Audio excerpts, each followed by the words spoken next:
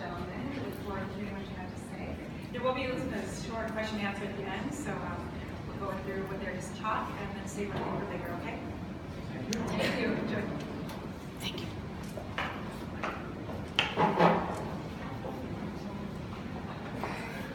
Udo, I think anyone familiar with the international art scene, particularly with activity over the last 50 years in Europe, will recognize you as source in a European aesthetic, but will also see that you've lived outside Europe for the last, how long, 30 years? That you're responding to other sources besides, well, the cloudy skies of your birthplace. That your work is not simply about light, but it is of light. That's something that many artists in Southern California concern themselves with. Using light in a way that the light becomes an element in and of itself. You do that too, but you do that in a different way, because after all, you're painting. As a painter, how can you actually capture light? Paintings are supposed to reflect light. Well, look, first of all, because I'm from Germany, I wasn't really inspired to do paintings with light. And I'm a painter, so I paint light. I believe every painter is interested in paint light, or is into it, because painting is light. That's what it's all about, right? And that starts probably when? 400 or 500 years ago? Caravaggio, yeah, whoever, yeah? And yeah, they painted light. They tried to paint light. And where I'm coming from, in Germany, we had different movements in that time when I grew up. Yeah? And I was not so interested to paint anything, if you will, right? Because I studied my studies, and technical-wise, I was getting better and better to the point where there was no more. And then I was off and thought I would travel a little bit and don't stick around my teacher and try to paint like other German artists. So, and then I had some studios somewhere around the world, and I started painting and painting and painting, was getting more and more into it. And my interest became more and more into reducing paintings, my palette or my colors, all the elements into paintings, right? I try to reduce them. I try to do something what was necessary to find a different way than most artists did in that time. When I was living in New York, there was a movement. Everywhere I went, there were movements of artists who were painted this and this and this and this, who were interested in this and this. I was never that. I was working on paintings, and I had a working process. And the working process, if you work, it's like inspiration. Everybody asks me, where's your inspiration coming from? What's your inspiration? Inspiration has to find you working. So it's not like you sit somewhere and you're inspired. That's all crap for me, right? So it's like if you work, you're getting somewhere. And if you know more or less after years working, what you're interested in, then you find a spot, and then you find a way to do things. My switch around with these paintings, you can see that in this room, there are older paintings from like the early 90s, or 92 to 97, and this started in 97. My interest in that time was, and you see that on the works on paper there, what's on the wall over there, I was more interested to not show you so much what's on the painting or what's on the canvas or on the paper. I was trying to find a way to show you what's inside the painting, inside the color, if that makes sense. It does, accept that. by going inside the painting, you could say you're going away from the light. You're going behind the canvas, receding from the light that's outside it. And yet, there seems to be light inside. How does that happen? It happens that way that if you go inside, let's put it differently. The works on paper, what I did there was like, I was very tired to paint on one layer on the front, because there it's where you have all the structure and goes up, but you don't have any three-dimensional feeling. It's three-dimensional work. There's no time, there's no movement in this things. So I started on the works on paper to paint it from both sides.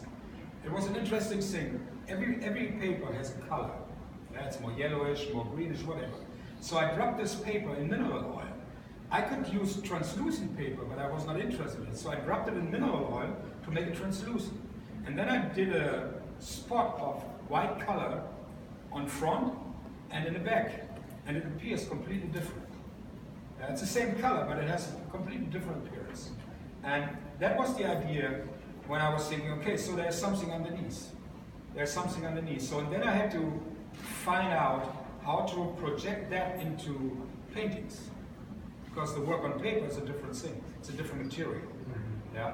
And that was the beginning, to find a way to get into the paintings. And what I did then was, it's a very honest thing what I say now. I'm usually not supposed to say this, but I was at the point, that was in '97, early '97, where I had a huge show in Atlanta at the Low Gallery. And that time was very important for me. I showed with them like 3 or 4 times before. And I had a show sitting in my studio like 2 months before the opening. And the whole show was done. And I was sitting there and I wasn't satisfied with it anymore, because you have to accept your own work. Yeah, you have to respect it, and that means by time you try to do the necessary thing. And so if you see a bad painting, when you painted a not so necessary painting, what usually painters do is they overpaint it, right? Most of them they do, and try to get a better result. In that time I was very drastic and very radical, and I had around 40 paintings sitting there. And I remember when Catherine, my wife, came into the studio then in the afternoon, she was freaking out because I cut holes in all the paintings. So I didn't overpaint everything. I cut the bad stuff out. You were the cutter. Yeah. Yeah. So and I had a lot of paintings with holes in there, right? So physical holes. And then I discovered there's a space, right? So as we all know, every crack reflects light. That's so nice when things have cracks. Yeah? They're not just cracked or fucked up, right? They have light in there. There's something in there. So that was the first moment when I saw, look at this. My works on paper, they just opened up. Yeah? So they opened up almost like a mud flat. Pretty much, yeah. Letting in light and reflecting it back at the same time. But I didn't do it on the purpose because I like to find light. I did it on the purpose because I was sick about it. So, but sometimes you have to do these things because then you discover something new. And then, from that time on, it was a very difficult time of processing how to get from a painting you destroy, you cut out things to get something like this. Because there's a technical problem, a huge technical problem. Because what you see here, the front is very nice, it's very delicate, but the inside is a construction area. So these are on one level stage sets for light. These are literally light plates. Yeah, I cut out things, forms and elements, and what the light does is, it's a paradox thing. So I'm not painting light with colors. I cut out and I transform light. To the cutouts, the light goes in and transforms it by itself. As you will, I use light as a material. It's a paradox, but it works in my case. Yeah.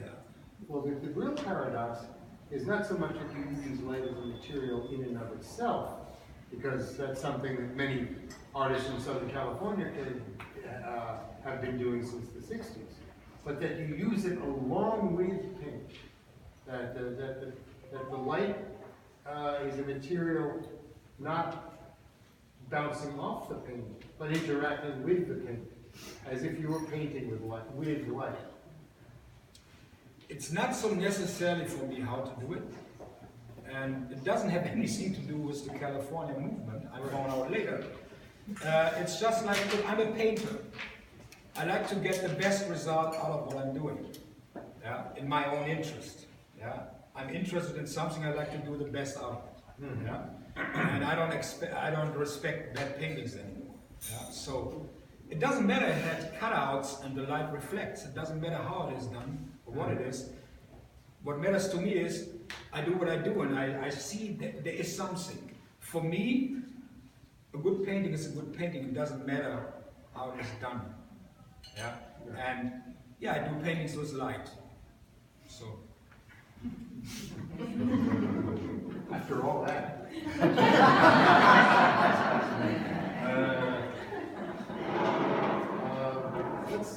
Let's bring in a couple of questions from the audience and get them fully answered. Yes? So you just said that it doesn't necessarily matter to you how the painting is done, as long as what you see at the end is something that you like and that you feel good about it.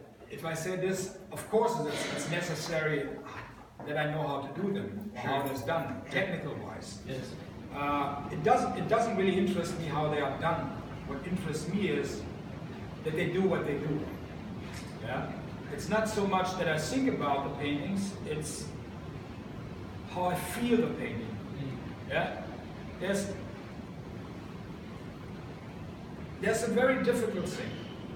If you like, there's a painting over there on the right wall there, yeah, in the other room.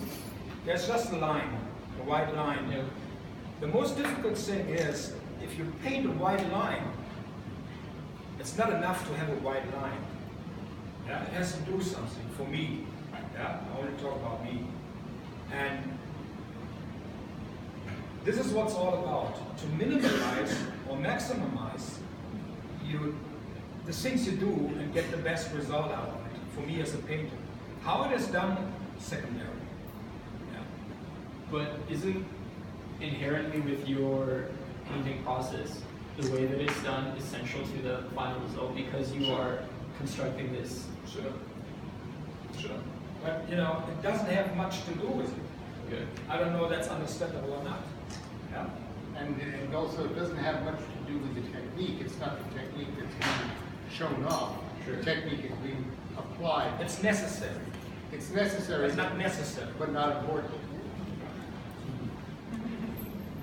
Does it make sense? I don't know. Well, does art make sense?